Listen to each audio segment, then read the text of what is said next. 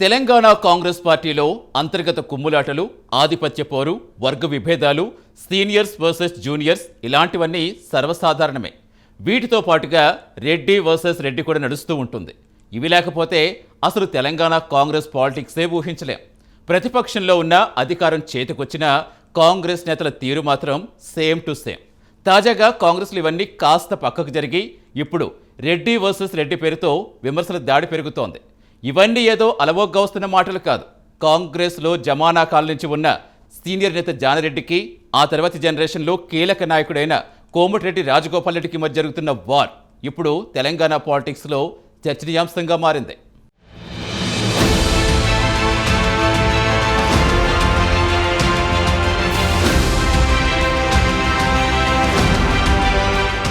Congress senior నేత మాజీ హోంమంత్రి జానారెడ్డిపై ఎమ్మెల్యే కోమటిరెడ్డి రాజగోపాల్ రెడ్డి సంచలన వ్యాఖ్యలు చేశారు. ధర్మరాజులా ఉండాల్సిన జానారెడ్డి ధృతరాష్ట్రుడి పాత్రను పోషిస్తున్నారని విమర్శించారు. జానారెడ్డితో పాటు కొందరు వ్యక్తులు తనకు మంత్రి పదవి రాకుండా ధృతరాష్ట్రుడి పాత్ర పోషిస్తున్నారని కోమటిరెడ్డి మండిపడ్డారు. మంత్రి పదవి అడుక్కుంటే వచ్చేది కాదని కెపాసిటీని బట్టి వస్తుందన్నారు. చౌటుప్పల్ వ్యవసాయ మార్కెట్ నూతన కమిటీ ప్రమాణ స్వీకారంలో పాల్గొన్న రాజగోపాల్ రెడ్డి మంత్రి పదవి గురించి మాట్లాడుతూ జానారెడ్డిపై విమర్శలు గుప్పించారు. మంత్రి పదవి అనేది అలంకారం కాదు, ఓ బాధ్యత. దాన్ని గుర్తించి ప్రజలకు మంచి చేయాలి. తెలంగాణను గతంలో పాలించింది కుటుంబ పార్టీ. వారికి వంగి దండాలు పెట్టిన వారికి మంత్రి పదవులు ఇచ్చారు. కాంగ్రెస్ అనేది జాతీయ పార్టీ, బడుగు బలహీన వర్గాల పార్టీ. నాకు మంత్రి పదవి ఇస్తే కిరీటంలా కాదు, బాధ్యతగా భావిస్తా. నాలాంటి వ్యక్తి మంత్రి పదవి ఇవ్వాలని పదే అడుగుతుంటే చాలా బాధేస్తోంది. ఒక ఇంట్లో ఇద్దరికి మంత్రి పదవులు ఇస్తారా అని ఓ వ్యక్తి అంటున్నారు.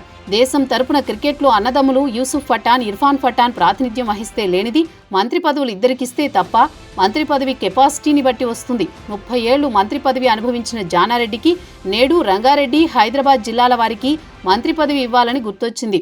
హైదరాబాద్, మహబూబ్ నగర్, మెదక్ లాంటి జిల్లాల్లో మంత్రులకు ఇన్ఛార్జు బాధ్యతలు ఇచ్చినా ఎంపీలు గెలవలేదు. భువనగిరిలో ఒక ఎమ్మెల్యేగా నేను గెలిపించా. నా మంత్రి పదవి విషయంలో కొందరు దుర్మార్గులు, జానారెడ్డి లాంటి వ్యక్తులు ధృతరాష్ట్రుడి పాత్ర పోషిస్తున్నారు. రాజగోపాల్ రెడ్డి అంటే గల్లా ఎగరేసుకుని ఉంటాడే తప్ప అడుక్కునే స్థితిలో ఉండడు అని రాజగోపాల్ రెడ్డి మాట్లాడారు. జానారెడ్డి ధృతరాష్ట్రుడి పాత్ర పోషిస్తున్నారని రాజగోపాల్ రెడ్డి తీవ్ర విమర్శలు చేశారు. అధిష్టానం పచ్చజెండా ఊపినా ఇలాంటి ధృతరాష్ట్రుల కారణంగా వాయిదా పడుతోందని చెప్పుకొచ్చారు.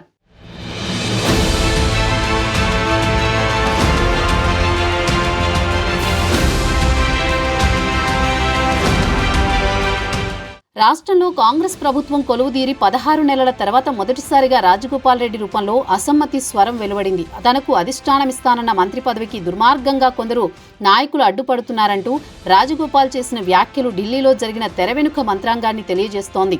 తనకు మంత్రి పదవి ఇవ్వాల్సిందేనని అధిష్టానం సుముఖంగా ఉన్నా జిల్లా నేతలే అడ్డుపడుతున్నారని రాజగోపాల్ రెడ్డి వ్యాఖ్యానించడం పార్టీలో అంతర్గత విభేదాలున్నాయనే అంశాన్ని స్పష్టం చేస్తోంది. నేరుగా జానారెడ్డిని టార్గెట్ చేస్తూ ఈ వ్యాఖ్యలు చేయడం ద్వారా కాంగ్రెస్ అధిష్టానానికి కోమటిరెడ్డి తన సందేశాన్ని నేరుగా ఇచ్చినట్లవుతుందనే వ్యూహంలో భాగంగానే రాజగోపాల్ రెడ్డి జానాపై వ్యాఖ్యలు చేసినట్టు తెలుస్తోంది. కొందరు నాయకులు తనకు మంత్రి పదవి రాకుండా దుర్మార్గంగా అడ్డుకుంటున్నారని పేర్కొన్న రాజగోపాల్ రెడ్డి ఎవరి పేర్లు ప్రస్తావించలేదు. కానీ జానారెడ్డి లాంటి నేత సైతం ధర్మరాజు వలె వ్యవహరించకుండా ధృతరాష్ట్రుడి పాత్ర పోషిస్తున్నారంటూ ఆక్షేపించడం ఆయన ద్వారా అధిష్టానంపై, పార్టీ ముఖ్య నేతలపై ఒత్తిడి తెచ్చే వ్యూహమనే చర్చ సాగుతోంది.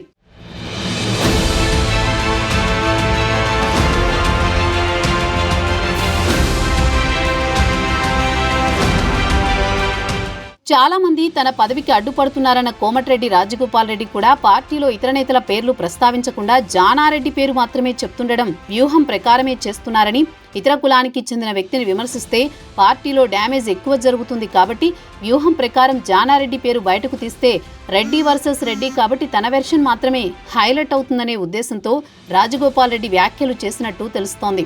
అలాగే ఈ వ్యవహారం రాష్ట్ర కాంగ్రెస్లో ఉన్న బలహీనతను, సమన్వయ లోపాన్ని మరోసారి ఎత్తి చూపిందని రాజకీయ పరిశీలకులు భావిస్తున్నారు.